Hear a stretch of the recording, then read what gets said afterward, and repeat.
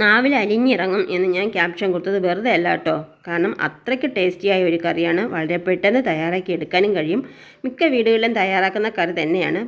നിങ്ങളിതെങ്ങനെയാണ് തയ്യാറാക്കുന്നതെന്ന് ഒന്ന് കമൻറ്റ് ചെയ്യണേ. അതുപോലെ കഴിഞ്ഞ വീഡിയോയിൽ എനിക്കൊരു കമൻറ്റ് വന്നിരുന്നു, നെയ്പായസമല്ലല്ലോ കറിയല്ലേ എന്ന്. കറിക്ക് കറിയുടെ ടേസ്റ്റും നെയ്പായസത്തിന് നെയ്പായസത്തിൻ്റെ ടേസ്റ്റും അത് കമ്പയർ ചെയ്യാൻ പറ്റില്ല.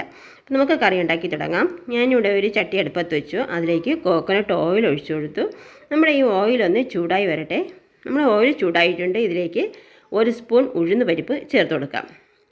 ഈ ഉഴുന്ന് പരിപ്പ് ഒന്ന് ചുമന്ന് വരുന്നതുവരെ നമുക്ക് വെയിറ്റ് ചെയ്യാം. ഉഴുന്ന് പരിപ്പ് ചുമന്ന് വന്നിട്ടുണ്ട്. നമുക്കിനി ഇതിലേക്ക് 1 സ്പൂൺ കടുക് ഇട്ട് കൊടുക്കാം. കടുകും പൊട്ടണം.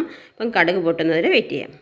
കടുക് പൊട്ടിയിട്ടുണ്ട്. ഇനി ഒരു 3 ഉണക്കമുളക് കീറിയത് കൂടെ ചേർത്ത് കൊടുത്തു. ഇനി ഇതിലേക്ക് ഞാൻ കുഞ്ഞുള്ളി, അതായത് ചെറിയ ഉള്ളി 1 ബൗളോളം കട്ട് ചെയ്തത് ചേർത്ത് കൊടുക്കുകയാണ്. അപ്പോൾ നമ്മൾ കുഞ്ഞുള്ളി ഇല്ലയെന്നുണ്ടെങ്കിൽ സവാളയുടെ പകുതി ചെറുതായിട്ട് കട്ട് ചെയ്തതും ചേർത്ത് കൊടുക്കാം. ഇനി ഇതിലേക്ക് ഒരു ചെറിയ തക്കാളി ചെറുതായിട്ട് കട്ട് ചെയ്തതാണ്, വളരെ ചെറുതായിട്ട് കട്ട് ചെയ്തത് ചേർത്ത് കൊടുത്തു. ഇനി നമുക്കിതിലേക്ക് എരിവിനാവശ്യമായ മുളക് ചേർക്കാം. നല്ല എരിവുള്ള മുളകാണ്. ഞാനിവിടെ ഒരു 10 എണ്ണം എടുത്തിട്ടുണ്ട്. നിങ്ങൾക്ക് ഇത്രയും മുളക് ആവശ്യമില്ല എങ്കിൽ എണ്ണം കുറയ്ക്കാവുന്നതാണ്. ഇനി ഒരു അല്പം കറിവേപ്പില കൂടി ചേർത്ത് നമുക്കിതൊന്ന് ഇളക്കി കൊടുക്കാം. ജസ്റ്റ് ഒന്ന് വഴറ്റിയെടുക്കണം. ഒരുപാടങ്ങ് വഴറ്റി പോകണ്ട. എന്നാലും നമ്മുടെ മുളകും അതുപോലെ തന്നെ ഉള്ളിയും തക്കാളിയൊക്കെ ഒന്ന് സോഫ്റ്റായി വരുന്നതിൽ ഒന്ന് ഇളക്കി കൊടുക്കാം.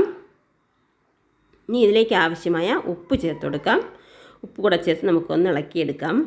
വളരെ പെട്ടെന്ന് തയ്യാറാക്കി എടുക്കാൻ പറ്റും. ഒരുപാട് പച്ചക്കറിയുടെ ആവശ്യം അങ്ങനെയൊന്നുമില്ല. അതുപോലെ തിരക്ക് പിടിച്ച ദിവസങ്ങളിൽ നമുക്ക് തയ്യാറാക്കാൻ പറ്റുന്ന ഒരു കറിയാണ്. ഇത് തയ്യാറാക്കി കഴിഞ്ഞാൽ പിറ്റേ ദിവസം എടുക്കാനാണ് വളരെ ടേസ്റ്റി ആയിട്ട് എനിക്ക് തോന്നിയിട്ടുള്ളത്. ഞാനിത് നാളത്തേക്കുള്ള കറിയായിട്ടാണ് എടുക്കുന്നത്. അപ്പോൾ ഇതിലേക്ക് ഒരു ചെറിയ പീസ് കായം കൂടെ ചേർത്ത് കൊടുക്കുന്നുണ്ട്. ഇവിടെ കട്ടിയുള്ള കായം ഇല്ല എന്നുണ്ടെങ്കിൽ പൊടിയാണ് ചേർക്കുന്നതെങ്കിൽ ഒരു നുള്ളു പൊടി മാത്രം ചേർത്താൽ മതി. അതുകൂടെ ചേർത്ത് നമുക്കൊന്ന് ഇളക്കി കൊടുക്കാം. ഇനി ഇതിലേക്ക് ഒരു 1/4 സ്പൂണോളം മഞ്ഞൾപ്പൊടി ചേർത്ത് കൊടുക്കാം. മഞ്ഞൾപ്പൊടിയും കൂടെ ചേർത്ത് നമുക്ക് നല്ലോണം ഒന്ന് ഇളക്കി യോജിപ്പിച്ചെടുക്കാം. വളരെ പെട്ടെന്നാണ് ഈ കറി തയ്യാറാക്കി എടുക്കാൻ പറ്റുന്നത്. അപ്പോൾ ഇതെല്ലാം ഒന്ന് വഴണ്ടി കിട്ടിയിട്ടുണ്ട്. നമ്മുടെ മഞ്ഞൾപ്പൊടിയുടെ ആ പച്ച ചുവയൊക്കെ പാറി നമ്മുടെ പച്ചക്കറികളെല്ലാം ഉള്ളിയും തക്കാളിയെല്ലാം ഒന്ന് വഴണ്ടി കിട്ടിയിട്ടുണ്ട്. ഇനി ഇതിലേക്ക് ഞാൻ തൈര് അടിച്ചു വെച്ചിരുന്നു, അതാണ് ചേർത്ത് കൊടുക്കുന്നത്.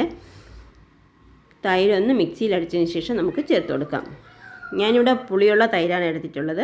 അതുകൂടെ ചേർത്ത് ഒന്ന് ചൂടാക്കിയെടുക്കാം. നമ്മുടെ തൈര് ചേർത്ത് കഴിഞ്ഞാൽ പിന്നെ തിളയ്ക്കാൻ പാടില്ല കറി. ഒന്ന് ജസ്റ്റ് ഒന്ന് ചൂടായാൽ മാത്രം മതി. ഇത്രയേ ഉള്ളൂ. നമ്മുടെ കറി ഇവിടെ റെഡി ആയിട്ടുണ്ട്. ഇനി ഉപ്പ് കുറവാണെങ്കിൽ ചെക്ക് ചെയ്തതിന് ശേഷം ഉപ്പൂടെ ചേർത്ത് ഇളക്കി യോജിപ്പിച്ചെടുക്കാം. അപ്പോൾ എല്ലാവർക്കും എൻ്റെ കുഞ്ഞു വീഡിയോ ഇഷ്ടപ്പെട്ടു എന്ന് കരുതുന്നു. ഇഷ്ടപ്പെട്ടാൽ ലൈക്ക് ചെയ്യാനും ഷെയർ ചെയ്യാനും സബ്സ്ക്രൈബ് ചെയ്യാനും മറക്കരുതേ. സബ്സ്ക്രൈബ് ചെയ്യാനായിട്ടുള്ള കുഞ്ഞു ബെല്ലൈക്കൺ ഓണാക്കി വെച്ച് ഓൾ എന്ന ഓപ്ഷൻ കൊടുക്കാനും മറക്കരുതേ. നിങ്ങൾക്ക് എല്ലാവർക്കും ഇഷ്ടപ്പെട്ടു എങ്കിൽ മാത്രം ആ കുഞ്ഞ് ലൈക്ക് ബട്ടൺ ഒന്ന് ടച്ച് ചെയ്ത് എന്നെ സപ്പോർട്ട് ചെയ്യണേ. എല്ലാവർക്കും നന്ദി, നമസ്കാരം, സ്നേഹം.